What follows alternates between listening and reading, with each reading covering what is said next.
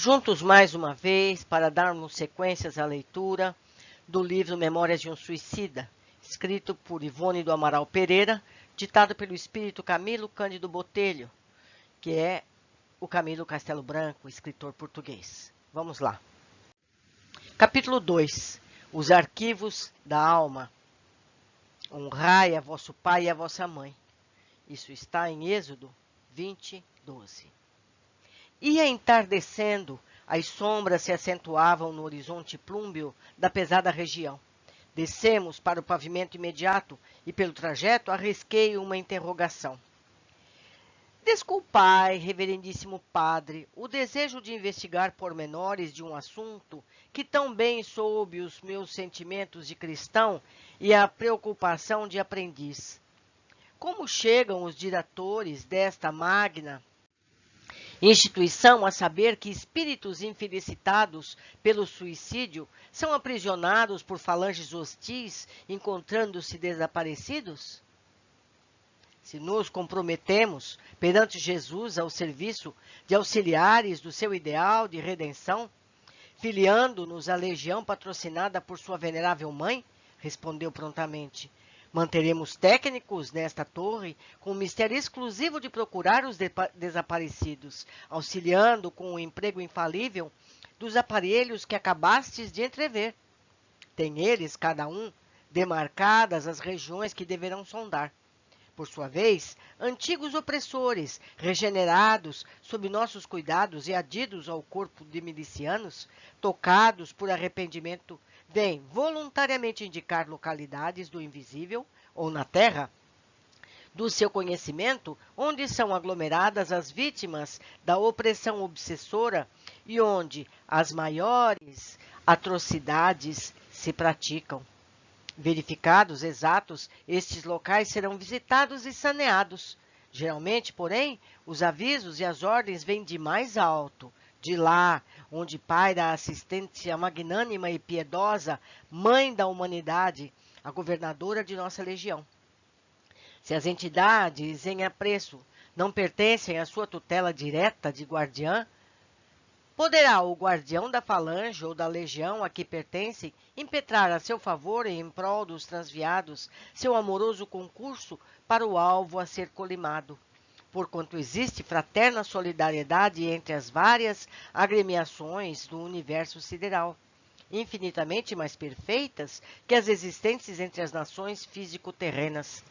Outrosim, por mais desgraçado e esquecido que seja um delinquente, existirá sempre quem o ame e por ele sinceramente se interesse, dirigindo apelos fervorosos a Maria em seu favor, quando não o fizerem diretamente ao Divino Mestre ou ao próprio Criador.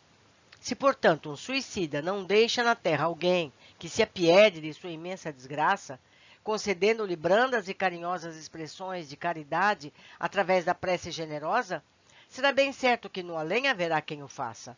Afeições remotas, antigos amigos, temporariamente esquecidos, graças à encarnação, seres queridos que o acompanharam em peregrinações pregressas na terra, seu tutelar, o amoroso guardião que lhe conhece todos os passos, como seus mentores, como seus menores pensamentos, assisti-lo-ão, com os veros testemunhos do amor fraterno que cultivam a inspiração do amor de Deus. Se é dirigida a Maria a súplica, imediatamente ordens serão expedidas a seus mensageiros, as quais, por estes, distribuídas aos vários pontos e institutos de socorro e asilo aos suicidas, mantidos pela legião. Indicam aos servidores o momento das atividades em torno do novo sofredor, seu nome, nacionalidade, data do desastre, local em que se verificou, gênero de suicídio escolhido.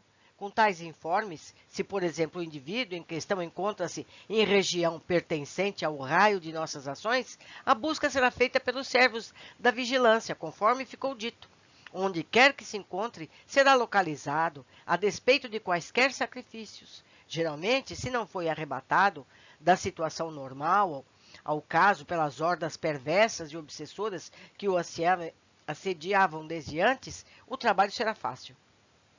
Se, no entanto, a tarefa, por muito espinhosa e árdua, carecer do concurso de outros elementos de nossa mesma legião, ou estranhos a elas, temos o direito de solicitá-los, sendo prontamente atendidos. Há casos, como ficou esclarecido, em que nos vemos na necessidade de apelar até para o concurso de elementos inferiores, isto é, o auxílio de falanges que nos ficam abaixo em moral e esclarecimentos. No entanto, se a outro eminente espírito for dirigida a súplica, será essa encaminhada a Maria, e seguir-se-ão as mesmas providências, pois, como vimos, afirmando, é Maria a sublime acolhedora dos réprobos que se arrojam aos temerosos abismos da morte voluntária.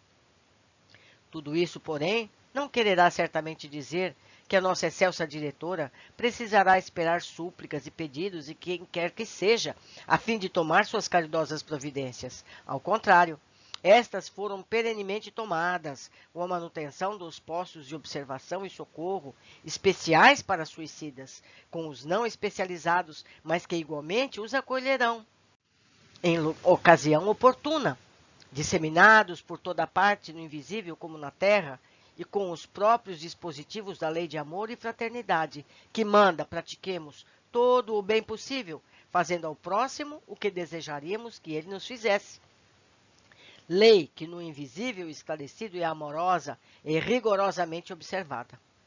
De qualquer forma, porém, a prece, como vistes, externada com amor e veemência em favor de um suicida, é o sacrossanto veículo de carreira, ou melhor, é o sacrossanto veículo que carreia, em qualquer tempo, inestimáveis consolações, mercês celestes para aquele desafortunado, porquanto é um dos valiosos elementos de socorro estatuídos pela citada lei em favor dos que sofrem. Elemento com o qual ela conta a fim de acionar vibrações balsamizantes necessárias ao tratamento que a carência do mártir requer, constituindo por isso mesmo erro calamitoso a negativa por parte das criaturas terrenas. Desse ato de solidariedade, interesse e beneficência pela injusta suposição de que seria inútil sua aplicação por irremediável à desgraça situação dos suicidas, a prece, ao contrário, torna-se ato de tão louvável e prestimosa repercussão que aquele que ora por um de vós faz-se voluntário colaborador dos obreiros da Legião de Maria, coadjuvando seus esforços e sacrifícios na obra de alívio e reeducação a que se devotaram. Como tendes percebido, por essa pálida amostra, nosso labor é vultoso e intenso. Se as criaturas que atentam contra o sagrado patrimônio da existência corporal, pelo Todo-Poderoso concedido à alma culpada como um ensejo bendito e nobilitante de reabilitação, conhecessem a extensão dos sofrimentos e dos sacrifícios que por elas arrostamos, é certo que se deteriam à beira do abismo, refletindo na grave responsabilidade que assumirão, quanto não por amor ou compaixão de si mesmas, ao menos em consideração a respeito de nós outros, seus guias espirituais e amigos devotados, que tantos prélios exaustivos, tantos desabores suportamos, tantas lágrimas arrancaremos do coração, até que possamos encaminhar para as consoladoras estâncias protegidas pela esperança. O amável Cicerone falava da existência naquelas sombrias dependências que circundavam a torre central, cognominada simplesmente a torre, daqueles temidos obsessores, chefes ou prosélitos de falanges trevosas e perversas, os quais, além de suicidas, seriam também responsáveis por crimes nefandos previstos nas leis sublimes do eterno legislador, como puníveis de reparações duríssimas através dos séculos. Manifestamos desejo de vê-los. Afigurou-se nos tratar-se de entidades anormais, desconhecidas completamente pelas nossas capacidades de imaginação. Monstros apocalípticos, talvez, fantasmas infernais, que nem mesmo apresentariam forma humana. Sorrindo paternalmente, o velho doutor de Canaleiras interrogou ao emérito elucidador que nos guiava, se seria possível defrontarmos algum deles, visto ser de utilidade conhecê-los, a fim de nos acautelarmos durante a próxima viagem aos planos terrenos, onde enxameiam bandos numerosos da mesma espécie. Padre Anselmo bondosamente aqueceu, não porém sem pequena restrição. Estou informado pela diretoria do vosso hospital das conveniências que cabem aos aprendizes aqui presentes. Concordarei, portanto, em apresentar-lhe pequeno panorama do local onde alojamos os pobres pupilos responsáveis por tantos delitos, justamente a torre, que nos fica fronteira. Ali estão localizadas as chamadas prisões, e ali são eles custodiados sem interrupção, como jamais o seriam prisioneiros na terra. Devo inteirar-vos de que tais obsessores se encontram já em vias de regeneração. Sacodem-lhes o pesado torpor em que têm mantido as consciências os embates aflitivos dos primeiros remorsos. Acovardam-se como um fantasma do futuro. Bem percebem o que os espera na angustiosa plaga das expiações, sob o ardor das variadas reparações que terão que testemunhar mais tarde ou mais cedo. Amedrontados ante o vulto infamante das próprias culpas, supõem que, enquanto resistirem aos convites que diariamente recebem para a regeneração, estarão isentados daquelas obrigações. Daqui, porém, não lograrão sair, reavendo a liberdade sem que o arrependimento marque roteiro novo para suas consciências denegridas pela blasfêmia do pecado. Ainda que permaneçam enclausurados durante séculos, o que não é muito provável venha a dar-se. Ó, meus caros amigos, vós que iniciais os primeiros passos nas sendas redentores dessa ciência divina, redime-a, eleva o caráter da criatura, seja homem ou espírito, ó, vós, cuja visita ao meu posto humilde de trabalhador da seara do Senhor tanto me honra e desvanece. Colaborai comigo e meus auxiliares dessa espinhosa seção do Departamento de Vigilância. Colaborai com a direção deste instituto, sobre cuja responsabilidade pesam tantos destinos de criaturas que devem marchar para Deus. Cooperai com a legião dos servos de Maria e com a causa da redenção, esposada pelo Mestre Divino, orando fervorosamente por essas ovelhas transviadas que resistem ao doce chamamento do seu meigo pastor. Seja o primeiro ato com que iniciareis a caminhada extensa das reparações que devereis praticar. O gesto da sublime caridade que irá recender seus imortais aromas de beneficências no seio amoroso do Cristo de Deus. A prece pela conversão desses infelizes transfugas da lei, que se arrojaram, temerários e loucos, aos mais tenebrosos e trágicos báratro, a que é possível chafurdar-se a criatura, dotada de raciocínio e livre-arbítrio. Orai. E afianço-vos, acreditai, que tereis começado forçosamente a programação das ações que devereis realizar para a confirmação do vosso progresso. Porém, não são eles aqui, continuou depois de uma pausa, que não ousamos profanar com nenhuma indiscrição, assistidos por dedicados zeladores, levada em conta a ignorância fatal de que deram mostras, escolhendo a prática do mal, único atenuante em que podem contar, a fim de merecerem proteção e amparo, a misericórdia exposta na lei, que nos rege, ordena, lhes forçamos ensino e esclarecimentos, meios seguros de se reabilitarem para o reingresso nas vias normais da evolução e do progresso. Elementos com que combatam eles mesmos as trevas em que se rodearam. Para isso, retendo-os, caçando-lhes a liberdade de que muito e muito abusaram, damos-lhe conselhos elucidadores, vultos traquejados do segredo das catequeses de selvagens e nativos das regiões bárbaras da terra, tais como a África, Indochina, das Américas, da Patagônia distante e desolada. Vinde e assistireis através dos nossos aparelhos de visão à distância ao que se passa na terra fronteira. Encaminhou-se a um vasto salão, que se diria gabinete de fiscalização geral do diretor. Mobiliário sóbrio, utensílios de estudo e farto aparelhamento de transmissão da palavra e da visão, permitindo rápido entendimento com toda a colônia. Era tudo o que compunha o solitário compartimento. Fez-nos sentar e ao passo que se conservava de pé, qual mestre que era no momento, prosseguiu na sua atraente elucidação. Eis em que constituem as prisões neste recanto sombrio do Instituto Maria de Nazaré. Aproximou-se dos aparelhamentos televisionadores, acionou-os destramente e encontramo-nos miraculosamente em extensa galeria cujas arcadas, lembrando antigos claustros, exprimiam o estilo português clássico que tanto nos falava a alma. Não sei se as ondas fluido-magnéticas que se imprimiam como veículo desses aparelhos teriam o poder de se infiltrarem pelas fibras do nosso físico astral, casando-se as irradiações que nos eram próprias. Não sei se irradiando suas propriedades inotas pelo ambiente, nos predispunham a mente para o alto fenômeno da sugestão lúcida, ou seria esta o fruto poderoso da força mental dos mestres do magnetismo psíquico que invariavelmente nos acompanhavam quando nos levavam a examinar as transmissões.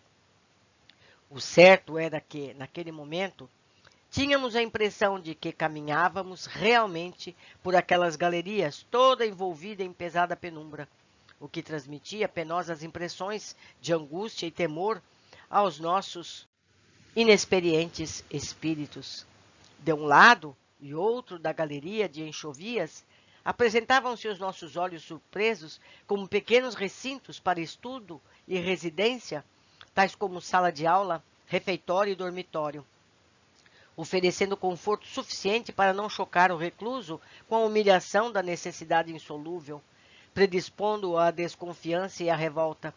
Dir-se-iam pequenos apartamentos de internato modelar, em o qual o aluno recebesse hospedagem individual, pois esses aposentos eram para a habitação de apenas um prisioneiro.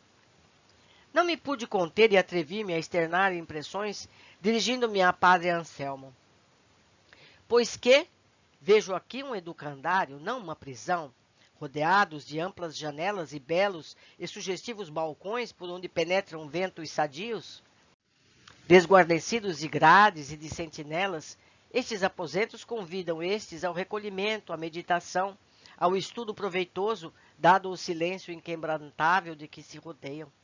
Oh, bem vejo a influência generosa de eméritos missionários educadores, afeitos à direção de instituições escolares, não carcereiros, a se imporem pela violência. Sim, redarquiu sorrindo o pobre governador da torre. Cumprimos os dispositivos das leis de amor e fraternidade sobre as normas essencialmente educadoras do Mestre Magnífico. Realmente, não nos cumpre castigar quem quer que seja, por mais criminoso que se afigure, porquanto nem ele, o Mestre, o fez.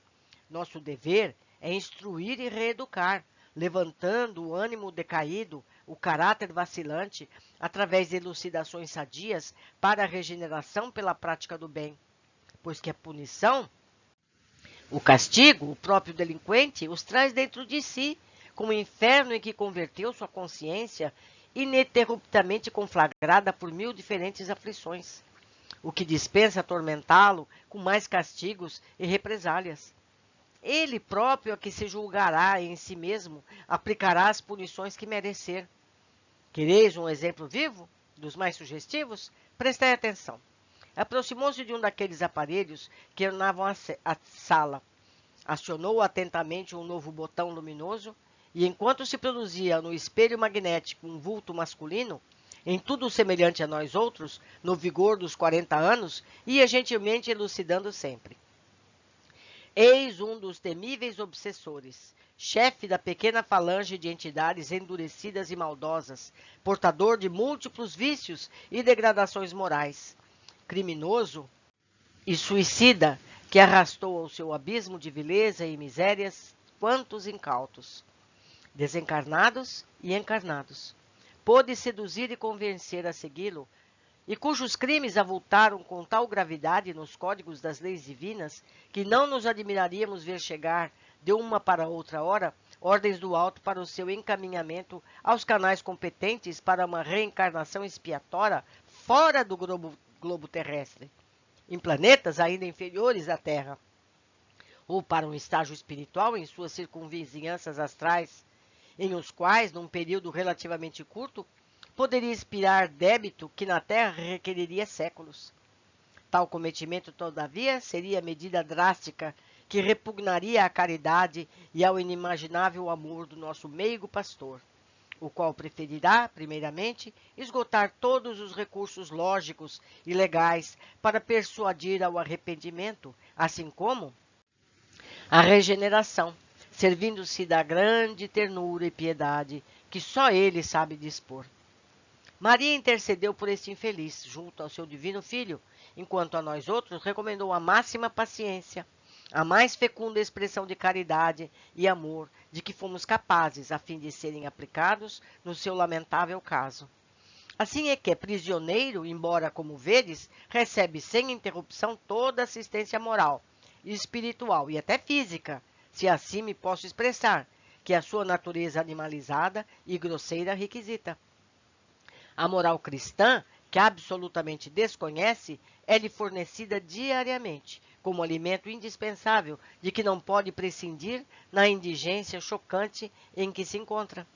E recebe-a através do ensino do Evangelho bendito, durante aulas coletivas, figuradas e encenadas, como presenciaste naquelas reuniões terrenas a que fostes conduzidos, as quais não são mais do que pequenos postos auxiliares dos serviços realizados no invisível.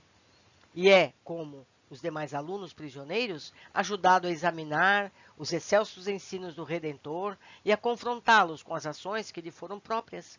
Aquele Redentor que, fiel à sua finalidade de mestre e salvador, estende-lhe a mão compassiva, levando-o a reerguer do pecado.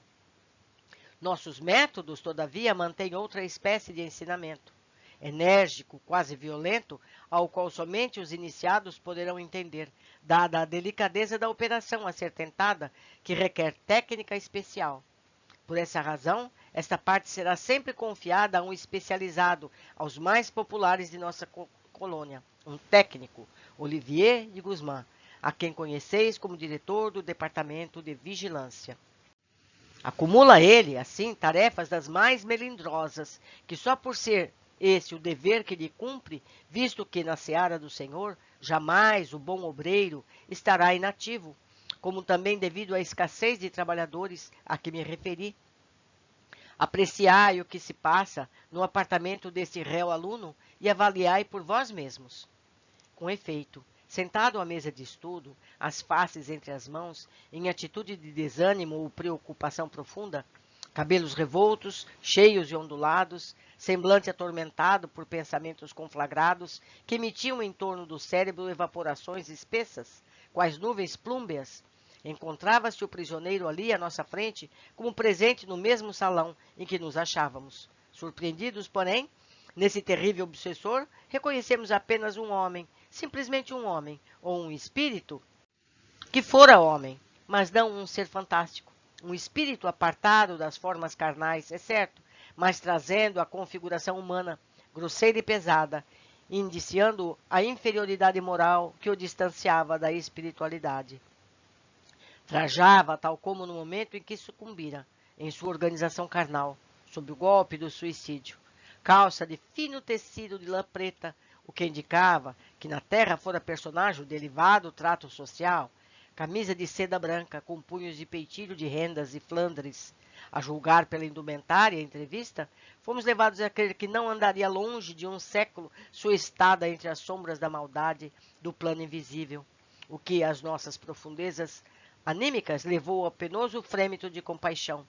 À altura do coração, apesar do longo tempo decorrido, o estigma trágico denunciava como integrante da sinistra falange de réprobos, a qual também pertencíamos, o sangue vivo e fresco, como se houvera começado a jorrar naquele momento.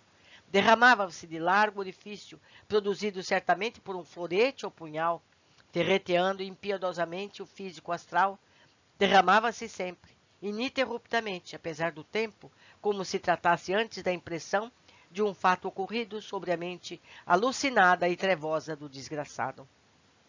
Eis, todavia, que entrava o mestre que o assistia, o qual, piedosamente, ia de aposento a aposento atender os corações incultos daqueles míseros delinquentes às lâmpadas estelíferas do conhecimento, a fim de que se norteassem com elas as estradas mais compensadoras.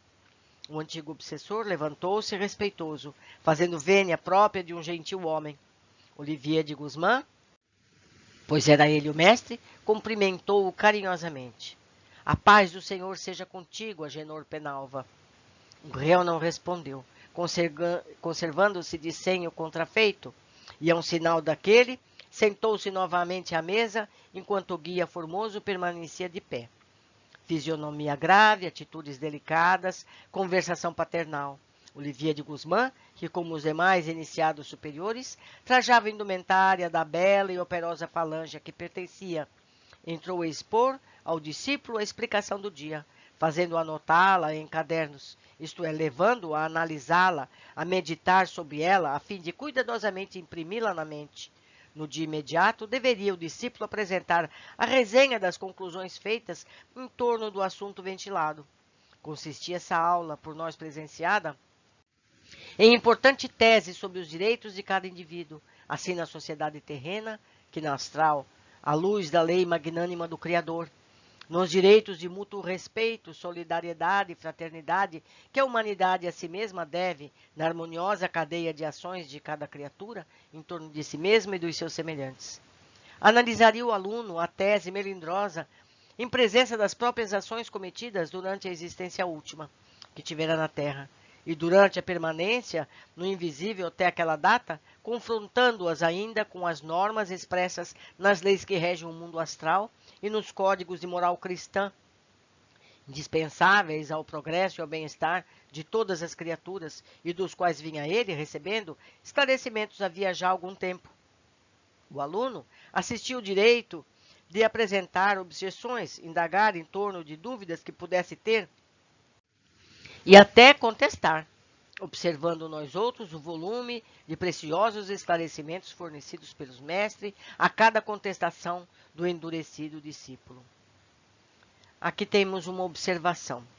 Seria como uma doutrinação, levada a efeito pelo guia, como as que costumamos assistir nas sessões experimentais, bem dirigidas, de espiritismo, certamente avantajada pelas circunstâncias e pela sabedoria do expositor. Continuando.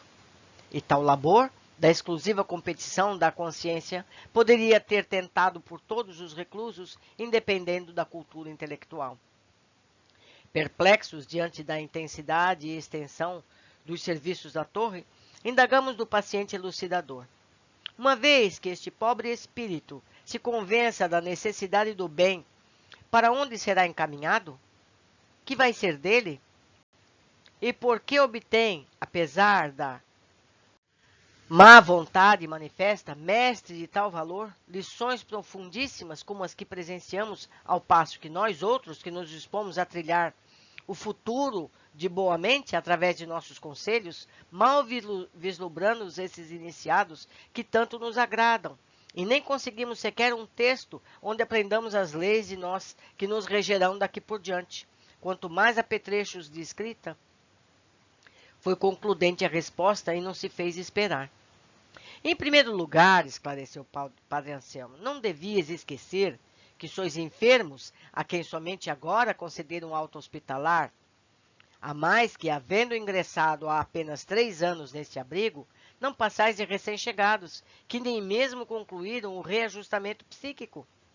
Tão flagrante diferença, aliás, se patenteia em vossas mútuas condições, que não admitem sequer um confronto para discussões. Não vos admireis, portanto, que esse, que acolá observamos, obtenha o que parece imerecido. Vossa época de iluminação virá a seu tempo, e não perdereis por esperá-la. Há 38 anos ingressou Agenor Penalva nesta torre, e só agora concorda em aplicar-se ao indispensável estudo de si mesmo para acatar a lei e aprimorar a situação própria, que já vem pesando amarguradamente. De outro lado, justamente devido à inferioridade moral de que se rodeia, necessita maior vigilância e assistência do que vós, cujos pendores para a conversão à luz muito bem auguraram para o futuro. Trabalho prolongado tem requerido o endurecimento do coração em que se entrincheirou aquele pecador, temeroso, qual se sente, das consequências futuras dos desbaratos que converteram em trevas a sua vida. Fora mesmo necessária a perseverança paternal de um Olivier de Guzmán, afeito ao trato com os nativos do norte, os semibárbaros do oriente, a fim de convencer o grande transviado que aí tendes ao encorajamento para a emenda. Voltará ele muito breve à reencarnação. Encontra-se excessivamente prejudicado em suas condições mentais para que seja lícito conduzir-se a situações de verdadeiro progresso. Só uma existência terrena longa, dolorosa, operando-lhe decisivas transformações mentais, por alijar da consciência sobrecarregada de sombras considerável bagagem de impurezas, permitir-lhe-á ensejos para novos traçados na rota do progresso normal. E é a fim de convencê-lo satisfatoriamente a tal resolução, sem jamais obrigá-lo, é no intuito de prepará-lo para a aquisição de forças suficientes para as pelejas ardentes que enfrentará nos proscênios terrestres, que assim o deteremos, procurando moralizá-lo o mais possível, reconciliando-o consigo mesmo e com a lei. Se não o fizermos, sua próxima e inevitável reencarnação tornará o mesmo círculo vicioso em que tem degenerado as demais, ao que absolutamente não convém a ele e tampouco a nós outros, visto que por sua reeducação nos responsabilizamos perante a mesma lei. Continuai, porém, observando o que se passa em seus aposentos. Prestando seguidamente a máxima atenção, fomos surpreendidos com acontecimentos que se desenrolaram com precipitação, os quais, por sua natureza altamente educativa, merecem ser narrados com especial carinho. A um gesto do preceptor, vimos que o paciente levantou-se a fim de acompanhá-lo submissamente, como tocado por influências irresistíveis. Caminharam ao longo da galeria extensa, onde se localizavam as prisões dos abrigados. Olivier à frente. Penetraram dentro em pouco a espaçosa sala, espécie de gabinete de experimentações científicas. Dir-se-ia um tabernáculo, onde mistérios sacrossantos se desvendavam, afirmando ao observador o quanto convinha aprender e progredir em psiquismo, para se tornar merecedor da herança imortal que o céu legou ao gênero humano. O citado gabinete mantinha-se perenemente saturado de vaporizações magnéticas apropriadas à finalidade para que for organizado, as quais suavemente emitiam fosforescências azuladas, tênues, sutis, quase imperceptíveis à nossa visão, ainda muito débil para as coisas espirituais e absolutamente invisíveis à percepção embrutecida daquele que nelas penetrava, a fim de submeter a operação conveniente.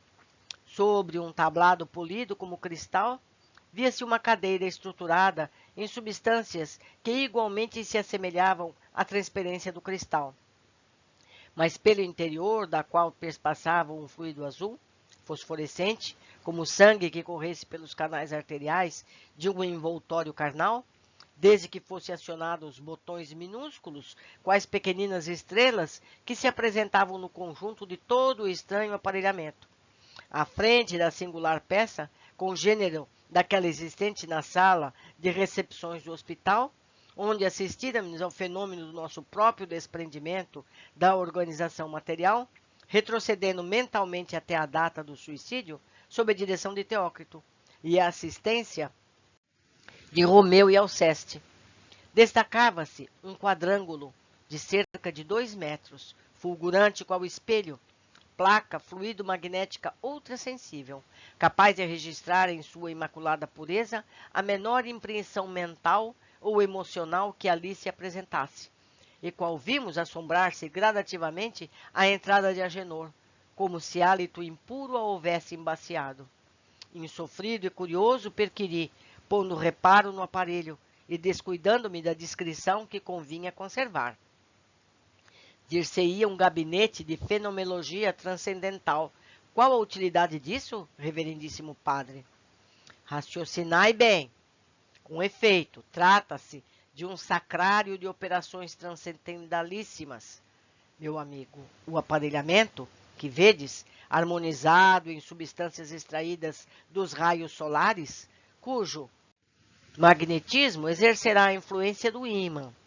É uma espécie de termômetro ou máquina fotográfica com que costumamos medir, reproduzir e movimentar os pensamentos, as recordações, os atos passados que se imprimiram nos resfolhos psíquicos da mente e que, pela ação magnética, ressurgem, como por encanto, dos escombros da memória profunda de nossos discípulos, para impressionarem a placa e se tornarem visíveis como a própria realidade que foi vivida. Um frêmito de terror sacudiu nossa fibratura ex-psíquica. O primeiro ímpeto que tivemos, ouvindo a resposta sucinta quanto à profunda em sua vertiginosa amplitude, foram de fugir apavorados, que ficamos ante a perspectiva de vermos também nossos pensamentos e ações passadas assim devassados. Intimamente, presumimos que nossos mentores conheciam minuciosamente quanto nos dizia respeito, sem exceção, mesmo do pensamento. Mas a discrição, a caridade desses incomparáveis amigos, ou que jamais se prevaleciam de tal poder para afligir-nos ou humilhar-nos, nos deixavam à vontade, prevalecendo em nosso imo a cômoda opinião de que seríamos inteiramente ignorados. O que, porém, em verdade nos alarmava, não era o sermos totalmente conhecidos deles, mas a possibilidade de vermos nós mesmos essas fotografias do passado, de assistirmos nós mesmos a monstruosas cenas que fatalmente se refletiriam no insuspeitável espelho, analisando-as e medindo-as, o que inesperadamente surgia para nós como um patíbulo infamante que nos aguardaria como um novo gênero de suplício. Uma entidade iluminada continuou explicando. O Lente Emérito, diretor interno da Torre de Vigia, já educada em bons princípios de moral e ciência, não se utilizará desse aparelho quando deseja ou necessite extrair dos arquivos da memória os pensamentos próprios, as recordações do passado, enfim. Bastar-lhe-á a simples expressão da vontade, a energia da mente acionada em sentido inverso, e se tornará presente o que foi passado, vivendo ela os momentos que foram evocados, tal como os vivera realmente outrora. Para a reeducação dos inexperientes, porém, assim dos inferiores, tornam-se úteis e indispensáveis, motivo pelo qual os utilizamos aqui, facilitando sobremodo o nosso serviço. Todavia, tudo quanto obtivermos na mente de cada um será para nós como um sacrossanto depósito que jamais será atraiçoado, podendo-se mesmo adiantar que apenas o mestre instrutor do paciente será o depositário dos seus terríveis segredos, guardando-os zelosamente para a instrução do mesmo, pois assim determinam as leis da caridade.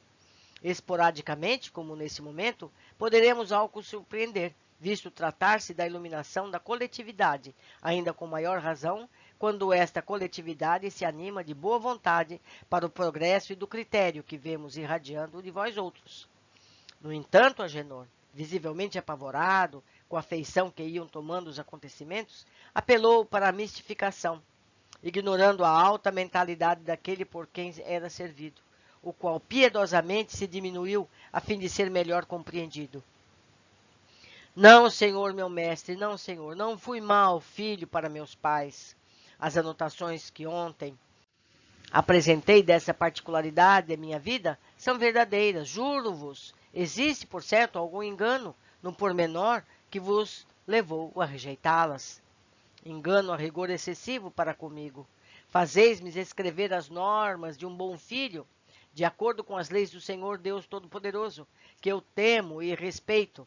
Quereis que mais uma vez eu as estude, para amanhã expor minhas recordações em torno de minha condição de filho, nas páginas do diário íntimo que sou forçado a criar, analisando-as em confronto com aquelas normas. Porém, se tenho certeza de que venho afirmando em torno das minhas recordações, para que tão exaustivo labor? Peço-vos antes, encaminheis a quem de direito o meu rogo de libertação. Por que me fazem sofrer tanto? Não existe, pois, perdão e complacência na lei do bom Deus, que eu tanto amo? Pois, Sou profundamente religioso. Estou arrependido dos meus grandes pecados. Encontro-me aqui há tantos anos. Passei por infernais calabouços nas mãos da horda malvada que me arrebatou após o suicídio na sua banda. Atormentado, vaguei por ilhas desertas antes de me submeter aos seus detestáveis desejos. Enfrentei as fúrias tétricas do oceano, abandonando e perdido sobre rochedos solitários. Durante 10 anos me vi acorrentado à cova imunda de um cemitério, onde sepultaram meu corpo asqueroso, enlameado e fétido. Perseguido fui por grupos sinistros de inimigos vingadores, batido como cão raivoso, maltratado como um réptil, corroído por milhões de vermes que me enlouqueceram de horror e angústia sob a tortura suprema da confusão, que nada permite esclarecer, sem lograr compreender a trágica aflição de sentir-me vivo e deparar-me sepultado, apodrecido, devorado por imundos vibriões. Carregaram-me prisioneiros malvados, atado de cordas resistentes, prenderam-me na própria sepultura em que jazia. Bem, quero dizer, vós já sabeis, meu mestre, em que jazia aquela que eu amei, sim, que eu a desgracei e depois assassinei, temendo represálias da família, visto tratar-se de uma menina de qualidade aristocrata. Ninguém jamais identificou o assassino. Mas aqueles malvados sabiam de tudo e, depois do meu suicídio, vingaram a morta. De tal forma me vi perseguido que, a fim de me libertar de tal jugo e exprimir-me dos maus tratos que recebia, tive de unir-me ao bando e tornar-me um similar, pois era essa a alternativa que me ofereciam. Devo, portanto, ter muitas atenuantes. Depois, além do mais, aprisionado por lanceiros, esmasmorrado no Vale Sinistro, onde padeci nova série de horrores. E agora, nesta torre, tolhido em minha liberdade e sem sequer poder recrear-me pelas ruas de Madrid, que eu tanto amava, nem respirar o ar puro e fresco nos campos, como tanto me apraz. Sou ou não sou um filho do bom Deus? Ou serei irmão do próprio Satanás? Demonstrando a mais singular serenidade, replicou o mentor generoso. Em ouvindo alguém estranho as tuas eternas queixas, Agenor Penalva, suporia que me cometem injustiças no recinto iluminado pelos almos favores da magnânima diretora de nossa legião. No entanto, a longa série de infortúnios que expuseste teve origem apenas nos excessos pecaminosos dos teus próprios atos e na truculência dos instintos primitivos que conservas. Há 38 anos vem sendo pacientemente exortado a uma reforma íntima, que te assegure situações menos ingratas. Porém, negas-te sistematicamente a toda e qualquer experiência para o bem, enclausurado na má vontade de um orgulho que te vem intoxicando o espírito por tolher os movimentos em prol dos progressos que te há muito deverias ter concretizado. Grande complacência há desenvolvido aqui em torno de ti, apesar de não a reconheceres.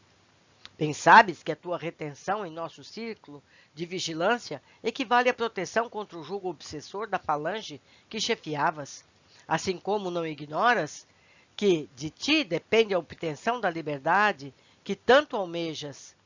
Jamais fosse molestado aqui. Tesouros espirituais diariamente te oferecemos, desejosos que somos de ver-te enriquecido com a aquisição das luzes que deles se irradiam. Hóspede da Legião de Maria, foste por ela recomendado à direção desse instituto, no sentido de não concentrarmos tua volta ao círculo carnal, a reencarnação, sem que positivasses grau de progresso eficiente para o bom êxito dos futuros testemunhos terrenos que serão duros, dada a gravidade dos teus débitos no conceito da lei. Diariamente são expostos ao teu exame os motivos por que tua liberdade foi tolhida. Sabe que és culpado, sabes que arrastaste ao sorvedouro do suicídio uma dezena de homens incautos que se deixaram embainhar por funestas sugestões das tuas manhas de obsessor inteligente, desgraçando-os pelo simples prazer de praticar o mal ou por invejá-los de algum modo. Assim como outrora, quando homem, desvirtuavas pobres donzelas enamoradas e levianamente confiantes, levando-as ao suicídio com a amarga traição com que as decepcionavas. prenúncios do obsessor que futuramente serias. Mas teu orgulho sufoca as conclusões lógicas do raciocínio e preferes a revolta e o sofisma por mais cômodo, furtando-te as responsabilidades por permaneceres dilatando a aceitação de compromissos que te apavoram, porque tens medo do futuro que tu mesmo preparaste com as iniquidades que houveste por bem praticar. Agora, porém, existem ordens superiores a teu respeito. Urge, apressemos tua marcha para o progresso, forrando-te da permanência indefinida do círculo vicioso que te prolonga os sofrimentos. Para que ponhamos fim a tão lamentável estado de coisas, faremos a experiência suprema. Quiséramos evitá-la por dolorosa, concedendo-te prazo mais que justo para, por ti mesmo, procurares o caminho da reabilitação. Advirto-te que, a partir deste momento, diariamente farás um exame sobre ti mesmo, provocado por nós, lento, gradativo, minucioso, que te faculte a convicção da urgência na reforma interior que te careces. Sei que será penoso tal cortejo. Provocaste-o, porém, tu mesmo, com a resistência em que vens mantendo para o ingresso nas vias do reerguimento imoral. Foste bom filho para teus pais, dizes. Tanto melhor, nada deverás temer ante a evocação deste passado. Será, portanto, por esse confronto que iniciaremos a série das análises necessárias ao teu caso, uma vez que o primeiro dever que cabe ao homem cumprir na sociedade em que vive será o santuário do lar e da família. Vejamos, pois, os méritos que terás como filho, pois todos os que possas ter serão rigorosamente creditados em teu favor, suavizando tuas futuras reparações.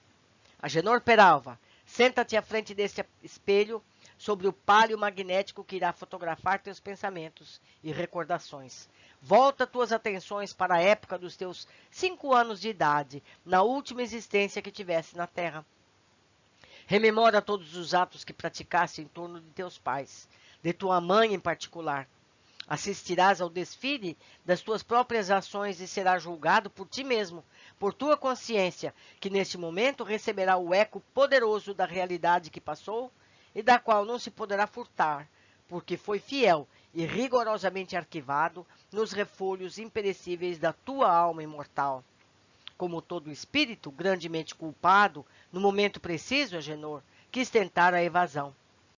Encurralou-se de súbito a um ângulo do aposento, bradando apavorado no auge da aflição, o olhar desvairado de perfeito réprobo. Não, senhor, meu mestre, por obséquio, eu vô-lo suplico. Deixa-me regressar ao meu aposento ainda esta vez, para novo preparo.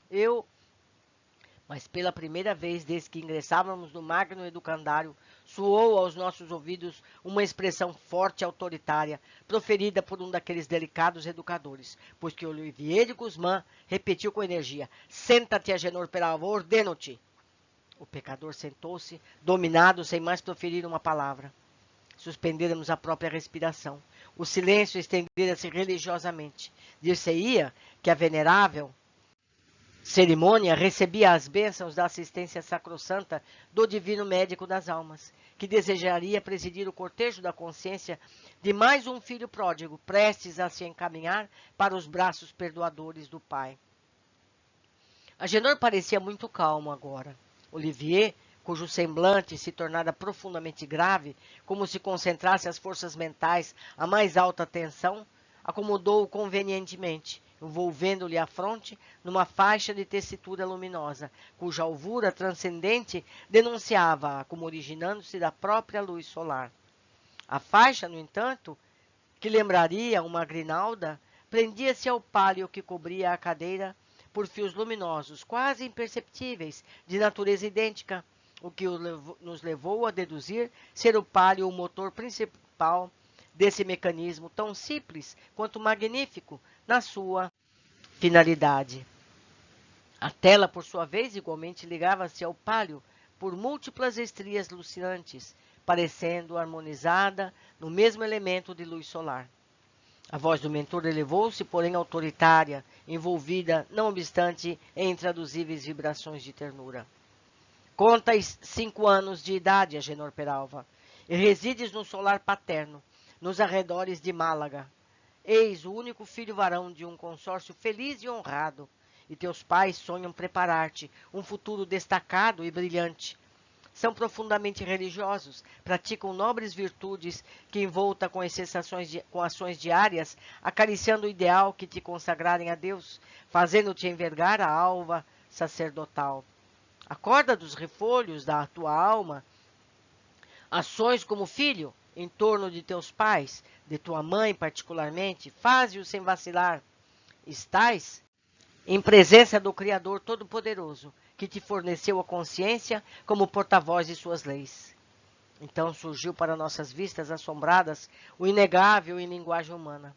O pensamento, as recordações do desgraçado, seu passado, suas faltas, seus crimes, mesmo como filho, em torno de seus pais, traduzidos em cenas vivas, movimentaram-se no espelho sensível e impoluto diante dele, retratando sua própria imagem moral, para que ele a tudo assistisse, revendo-se em toda a hediondez das quedas em que se sobrara, como de sua consciência fosse um repositório de todos os atos por ele praticados, os quais agora, arrebatados do fundo da memória adormecida, por transcendentalíssima atração magnética, se levantassem conflagrados, esmagando-o com o peso insuportável da tenebrosa realidade. A lamentável história dessa personagem, assassino suicida, sedutor, obsessor, ocuparia um volume profundamente dramático. Furtamo-nos ao desejo de narrá-la, para o complemento do presente capítulo. Porém, apresentaremos pequeno tópico do que presenciamos naquela memorável tarde de além-túmulo. O que julgamos não será totalmente destituído de interesse para o leitor, já que, infelizmente, nem hoje são comuns os filhos modelos no respeitável instituto da família terrena. Desde os primeiros anos da juventude, fora Agenor Penhalva, filho indócil e esquivo, a ternura e o respeito dos pais. Não reconhecera jamais as solicitudes de que era alvo. Seus pais seriam escravos, cujo dever constituíra em servi-lo, preparando-lhe digno futuro, pois era ele o senhor, isto é, o filho. Na intimidade do lar mantinha atitudes invariavelmente despóticas, hostis, irreverentes, cruéis. Fora do lar, porém, prodigalizava amabilidades, afabilidades e gentilezas, insubmisso a toda e qualquer tentativa de corrigenda. Desejosos de lhe garantirem futuro isento de trabalhos excessivos nas duras lides dos campos agrícolas que tão bem conheciam, sabendo ao demais ambicioso e inconformado com a obscuridade do nascimento, arrojaram-se os heróicos genitores a sacrifícios imensuráveis, mantendo-o na capital do reino, pagando-lhe os direitos para a aquisição de um lugar na companhia dos exércitos do rei, visto que não sentia a atração para a vida eclesiástica, desencantando logo de início o ideal paterno. Pretendera antes a carreira militar, mas concorde com as aspirações mundanas que o arrebatavam e que facilitaria ao demais o ingresso em ambientes aristocráticos que invejava. Envergonhara-se da condição humilde daqueles que lhe haviam dado o ser e velado abnegadamente por sua vida, o bem-estar desde o berço, repudiou o honrado nome paterno de Penhalva por outro fictício, que melhor retumbasse aos ouvidos aristocratas, proclamando-se mentirosamente descendente de generais cruzados e nobres cavaleiros libertadores da Espanha do jugo árabe.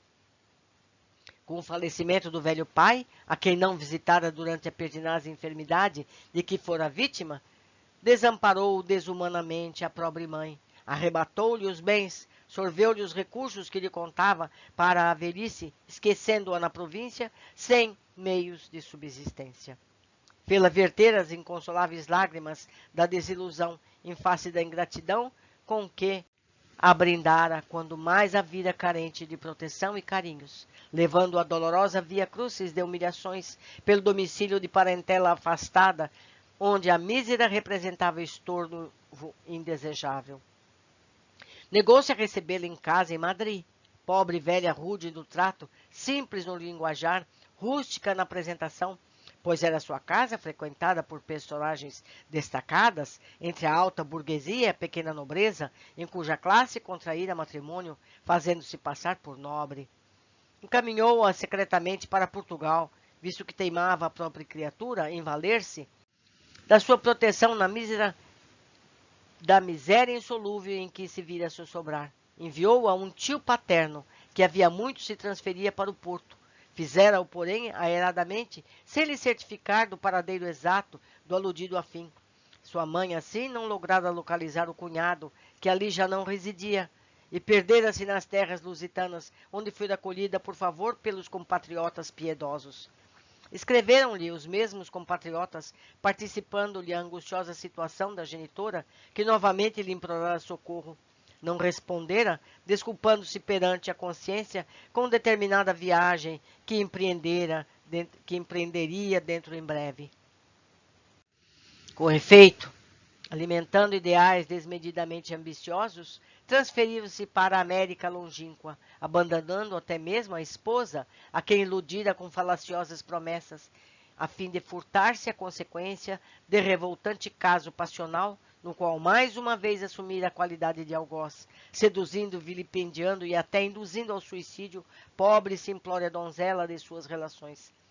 Desinteressando-se assim completamente de sua mãe, abandonou-a para sempre, vindo a infeliz velhinha ao extremo de arrastar-se miseravelmente pelas vias públicas, à mercê da caridade alheia, enquanto ele prosperava na livre e frutuosa América.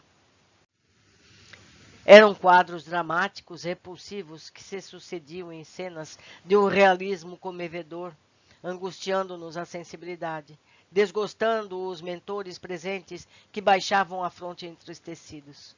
Genor, porém, que a princípio parecera sereno, exaltara-se gradativamente até o desespero. Chorando convulsivamente, agora bradava em gritos alarmantes que poupassem e dele se compadecesse o instrutor, repelindo as visões como se o próprio inferno ameaçasse devorá-lo, o semblante com gesto, enlouquecido, por suprema angústia, atacado por fobia, 100 vezes torturadora dos remorsos. Não, não, meu mestre, 1000 vezes não, vociferava entre lágrimas e gestos dramáticos de despedaçada repulsa. Desesperada repulsa. Basta, pelo amor de Deus, não posso, enlouqueço de dor, meu bom Deus. Mãe, minha pobre mãe, perdoa-me, aparece-me, minha mãe, para eu saber que não amaldiçoas o filho ingrato que te esqueceu e me sentir possa aliviado. Socorre-me com a esmola do teu perdão, já que não posso ir até onde estás, e suplicar-te, pois vivo no inferno, sou um réprobo condenado pela sábia lei de Deus. Não posso mais suportar a existência sem a tua presença, minha mãe. As mais angustiantes saudades desorientam o meu coração, onde tua imagem humilde e vilipendiada por mim gravou-se em caracteres indeléveis sobre os fogos devoradores do remorso pelo mal que contra ti pratiquei. Ó, venha o teu vulto triste clarear as trevas da desgraça em que se perdeu meu miserável ser, envenenado pelo fel de tantos crimes.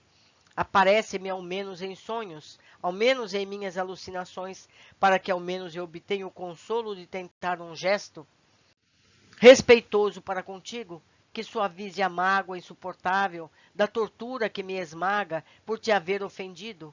Aparece-me, para que Deus, por ti, perdoar-me possa todos os males que te vilmente te cumulei. Perdão, meu Deus, perdão. Fui um filho infame. Ó Deus clemente, sei que sou imortal, meu Deus, e que tu és a misericórdia e a sabedoria infinita. Concede-me então a graça de retornar à terra a fim de expurgar a consciência, a abominação que a deturpa. Deixa-me reparar a falta monstruosa, Senhor. Dá-me o sofrimento, quero sofrer por minha mãe, a fim de merecer o seu perdão e o seu amor, que foi tão santo, e o qual não levei em consideração. Castiga-me, Senhor Deus, eu me arrependo, perdoa-me, minha mãe, perdoa-me. Retirou-lhe o lente sábio, a faixa alucinante da fronte.